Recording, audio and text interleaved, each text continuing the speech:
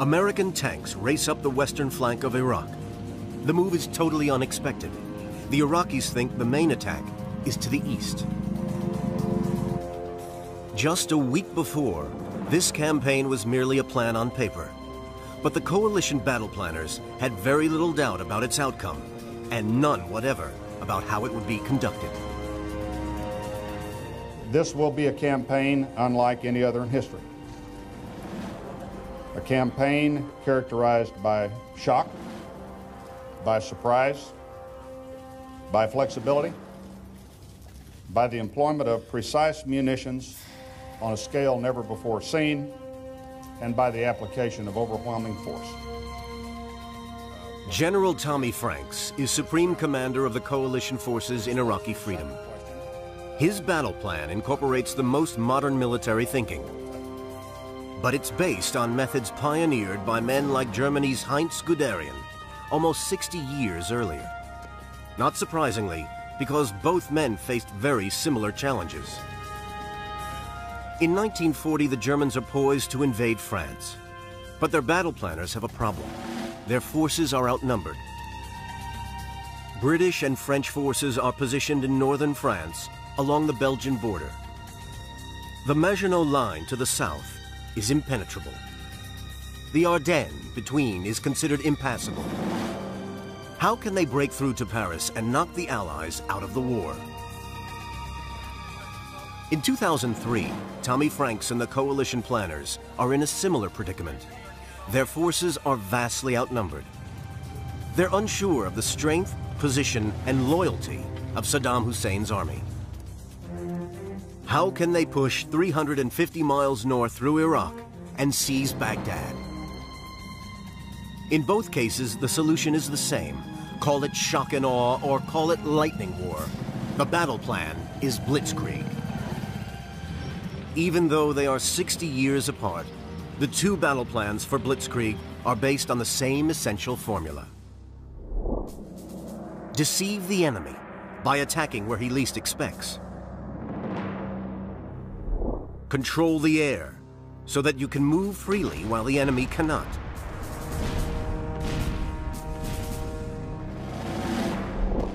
Break through by concentrating overwhelming force on narrow sectors.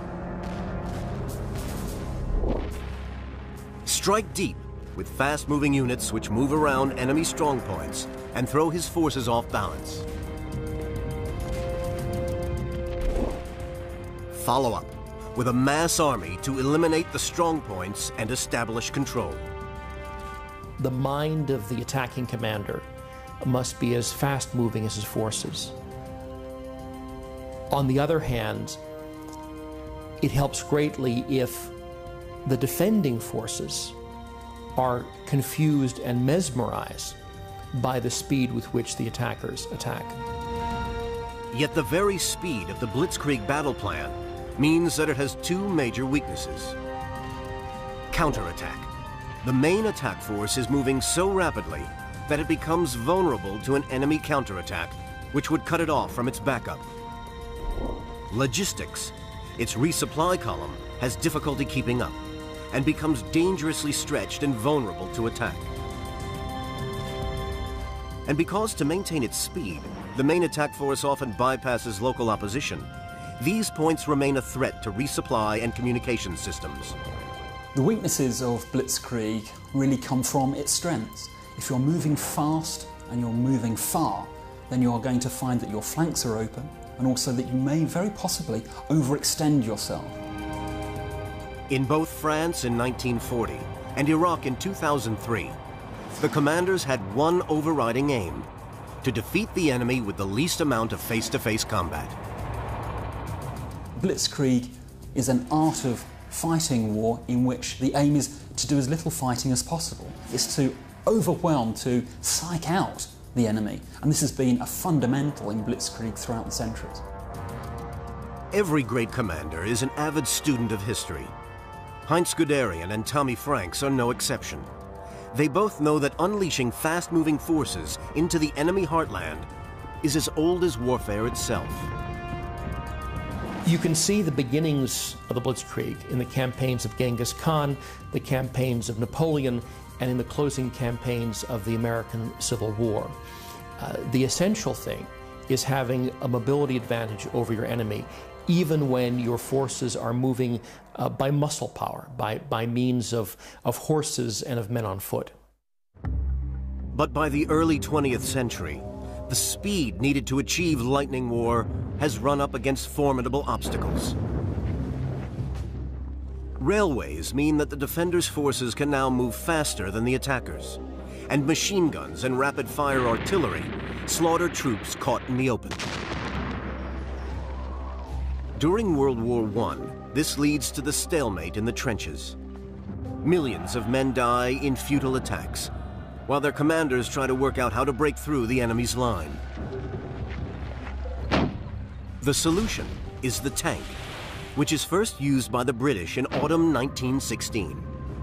But early tanks are too slow and unreliable to exploit the gaps they can create.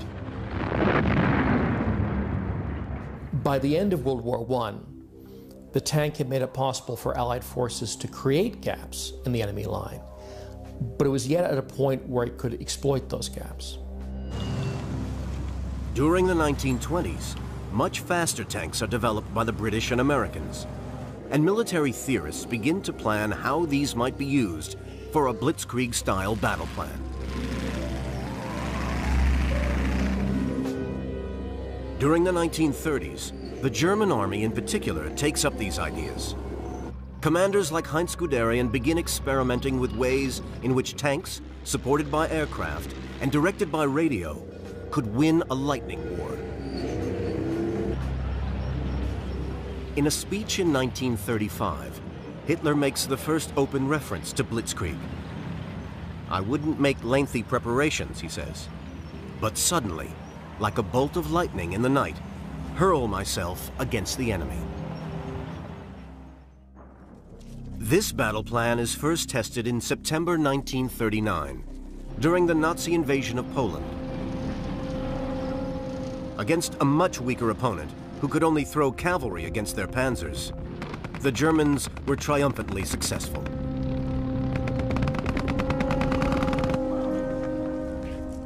In spite of their vast technological and strategic advantages, there were still problems.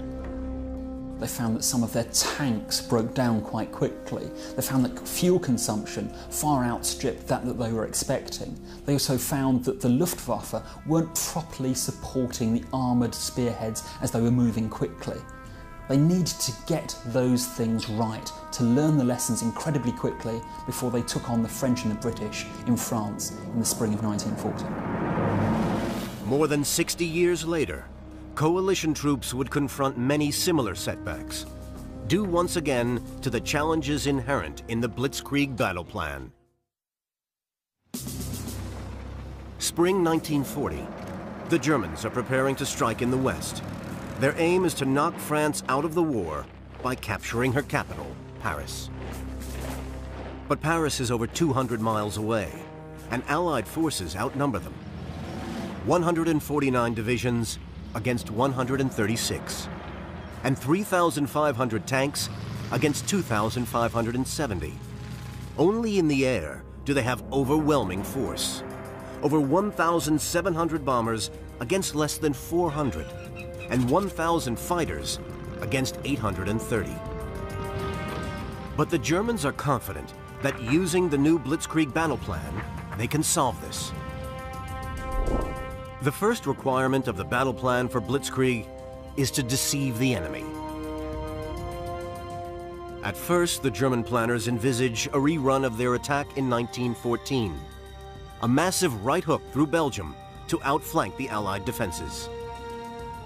The Allies expect this too, and plan to swing forward into Belgium as soon as the Germans strike. On May 10th, they do. German troops cross the Dutch border. Elite glider-borne troops neutralize the key Belgian fort of Eben-Emael.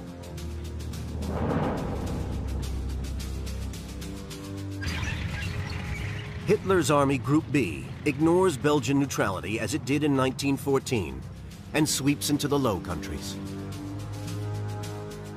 The British and French immediately start their planned move forward into Belgium.